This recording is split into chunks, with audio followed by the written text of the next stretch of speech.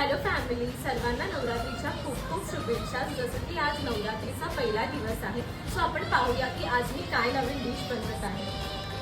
आज आपण बनवणार आहोत स्वीट मलाई ब्रेड। त्यासाठी मी घेतलेली आहे पिठी साखर, पाणी आणि फूड कलर। त्याला असं मस्त मिक्स करून घेऊया। पेस्टसाठी मी घेणार आहे फ्रेश अशी मलाई, त्यामध्ये मी ॲड करणार आहे मिल्क पावडर। ड्रायफ्रूट्समध्ये मी घेतलेला आहे पिस्ता आणि बदाम। त्यानंतर मी घातलेला आहे त्यामध्ये पिठी साखर। त्याला मस्त मिक्स करून घेऊया।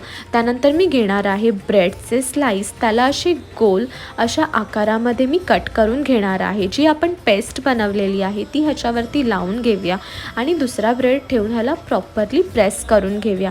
आणि जे आपण सिरप बनवलेलं त्याच्यामध्ये हे डीप करून जे पाणी आहे ते थोडंसं काढून घेऊया आणि हे खिसलेल्या खोबऱ्यामध्ये मस्त असं दोन्ही साईडून मिक्स करून घेऊया। सो तुम्ही पाहू शकता। सो ही डिश आपली झालेली आहे रेडी। थँक्यू।